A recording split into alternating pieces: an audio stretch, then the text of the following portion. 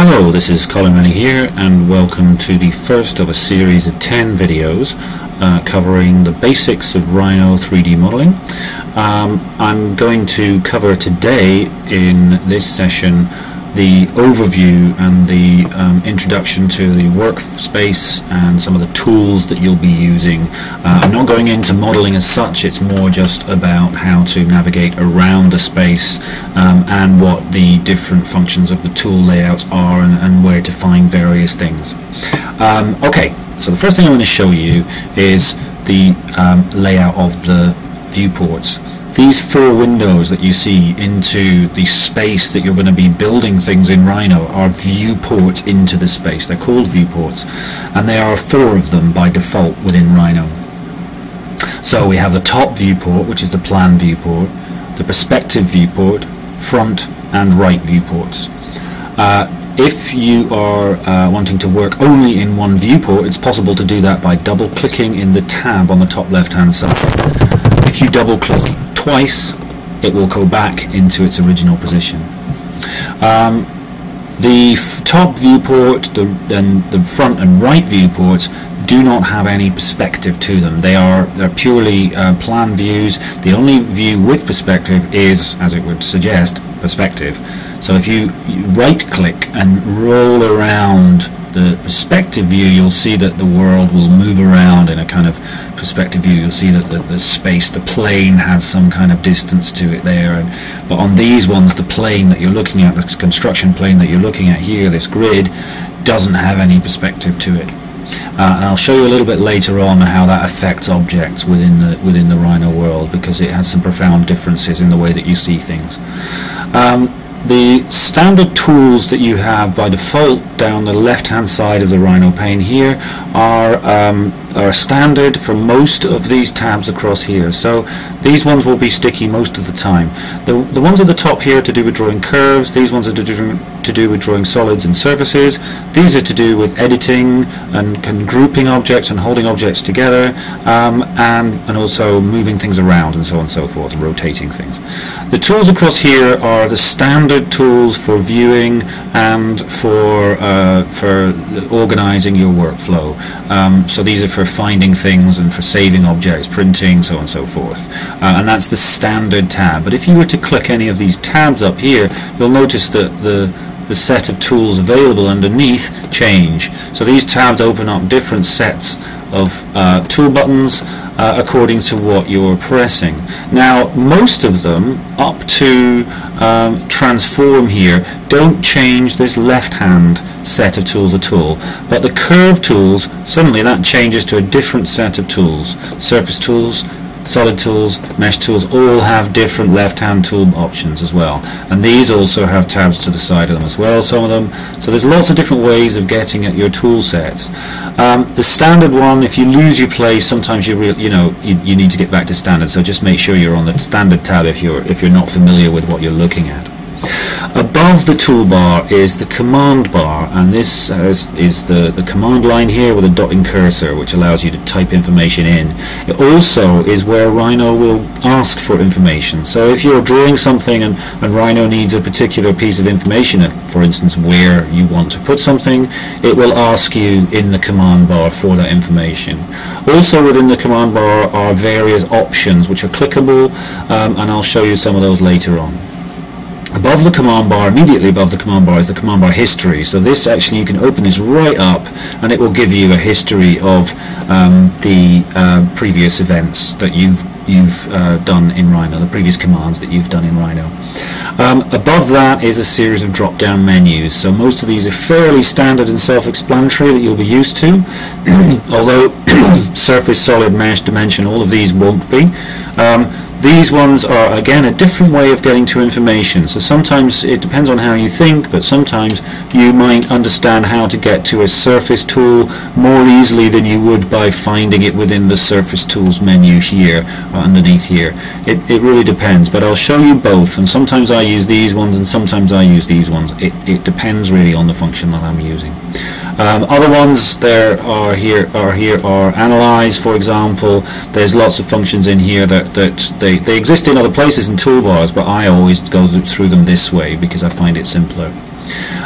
You can also type commands into the command bar as well. If you know the name of the command, you can call the command in here. But again, I'll show you that a little bit later on.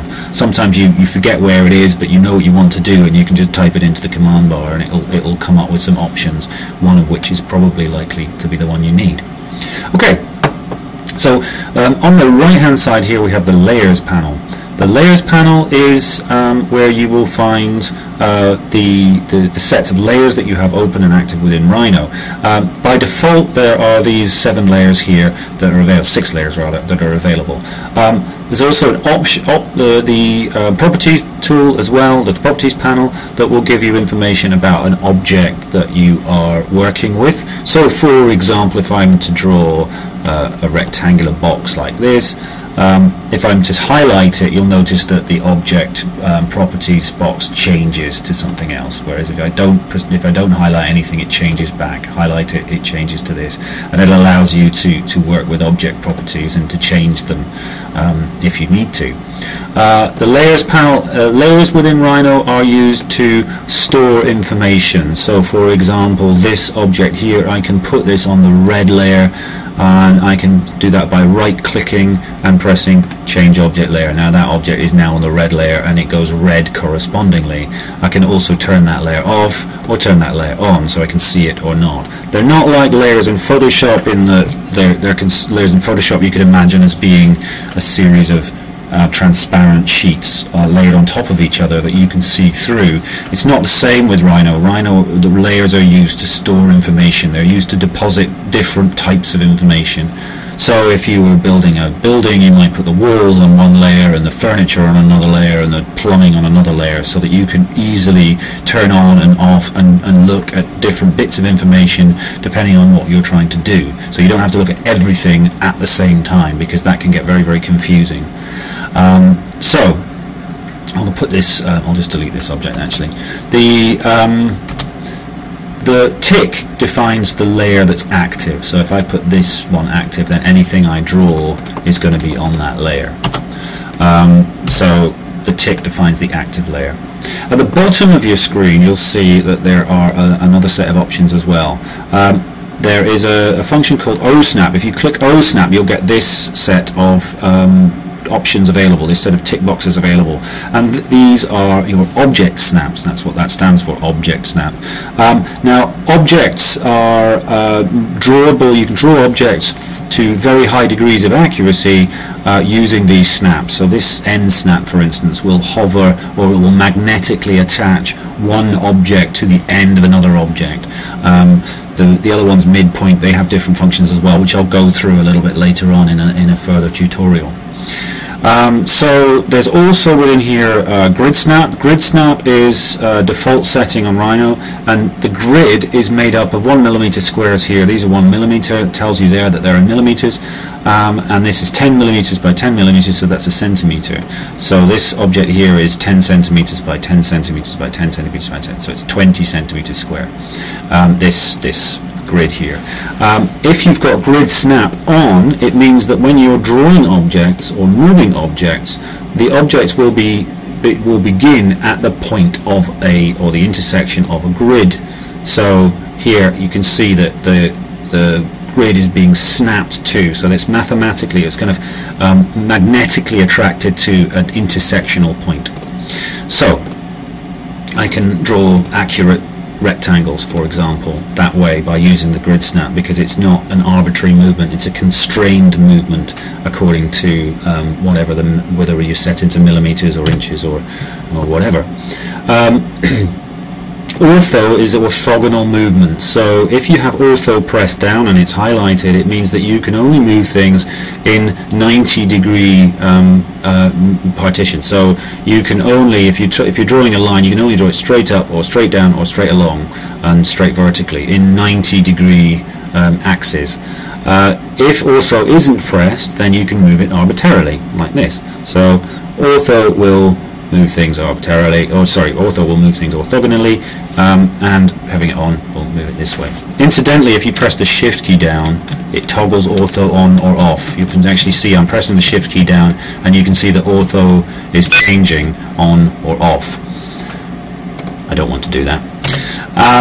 Right, We have Smart Track as well, which I will get to, and Gumball and Record History. All of these I will get to a little bit later on. Right. Navigating around the scene, you'll need to use various methods, and the easiest one to start with is probably zoom, which is the quickest way of doing that is using your scroll from your mouse scrolling wheel. If you move that in and out, it will move that. Now be careful not to click it, because if you click it you'll get this little window appearing if you click that, which is commonly used, but I don't tend to use that, and a lot of people get confused when that pops up. You can also zoom by holding down the control key, right-clicking and holding down, and then moving the mouse forward and backwards, and that gives you a slightly different type of zoom. It allows you to zoom smoothly. The mouse roll gives you a jerky zoom, whereas the control right-click, move backwards and forwards, gives you a much more refined zoom in and out. So that can be useful when you're working with very small objects and the zoom function doesn't give you enough sensitivity. You'll also know when you zoom, it will zoom towards the mouse. So if I'm over here, it will zoom over in this direction. If I'm over here, it will zoom over in this direction. Whatever I'm pointing to, it will zoom out, and the same is true on all of the viewports. So you can zoom over here, you can zoom out. You know, it will always follow the mouse. Now sometimes that can, if you zoom out and then zoom in this way, you can lose your construction plane somewhere over here. I don't know exactly where it is, but if that happens, there's this function here which is for viewports. If you click that, it will bring everything back to where it was to start with. If you click it twice, it will bring everything back to the proper view, the initial view that you started with. If you want to move panning left and right, if you right click in front, right and top, it will pan.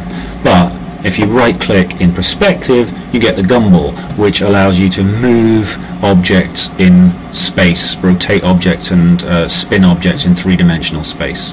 Moving the left to right rotates the object left to right, pan sort of rotates the camera, up and down moves the camera sort of altitude up and down like this. So you can move things over and around and all sorts of things. So sometimes people get a bit confused when you're looking at things upside down and they think they're looking at it the right way up. So you need to make sure you've got your lines lined up like that. So there's your X, Y and Z, and if you turn that the other way, you'll see that this little X, Y and Z indicator tells you what you're actually looking at. So some people work accidentally like this, and it becomes very difficult when that's upside down. So to bring that back into line, you need to look at it like that. Okay, to pan in perspective view, you hold the shift key down and right click. So shift, right click is to pan. Okay. That's basically it for the orientation session. The first thing I want you to do for the class next week is basically to experiment with how to manipulate these viewports, how to move around them. If you like, you can try drawing an object, just a simple line or a polyline like this, and then that gives you something to zoom in and out of, and you can try zooming in and out of different places. But to start with, I want you to familiarize yourself with how you can see these things. Incidentally, when I draw an object here, you'll notice that you can't really see it very well in front and right view. That's because you're looking at the side of the object. You can see it from the top view because I drew it in top view, and you can see it in perspective because it's got a perspective view on it. But if you put that flat, you'll see that the line almost disappears a little bit like this. So these views are looking straight along the side of an object. If you highlight them, you'll see that they highlight in all four viewports as well. So that gives you an indication of what you're looking at and where the objects are. But often when you're doing simple lines, you can lose lines. So there's a line there, and that is actually here. But it's hard to see because it's straight on the line. One other thing to note about Rhino is that lines, or they're called curves in Rhino, everything that you draw will be generated as a mathematical expression of a line. Now this line here doesn't have any thickness. It visually is given some thickness, 1 pixel thickness or something, by Rhino, but mathematically it doesn't have any thickness. It's an expression of an exact point which doesn't have any doesn't take up any space. Rhino has to draw that as a line, so it draws it as a line of 1 pixel in dimension, but it never gets any thicker. No matter how far I zoom in on this line, it won't get any thicker. It stays exactly where it is in terms of thickness, and no matter how far I go out, it will always be the same thickness as well, until, well, in fact, until it disappears and it just becomes 1 pixel, and it can't make it any smaller. But the closer you get to it, it doesn't make any difference to how thick the line is. You can, if you want to, make the lines appear to be thicker by using the drawing tools within the layers, but generally you want to keep them standard, which is 1 pixel in width. And that's it for now, so I want you to practice that and have some experimentational fun with it, learn it a little bit and familiarize yourself with how to move around it. Use the shift key, the control key, zoom in and out, and just practice that a little bit, because the more you get orientated with the space, the easier you'll find the next set of lessons. Okay, thanks very much and good.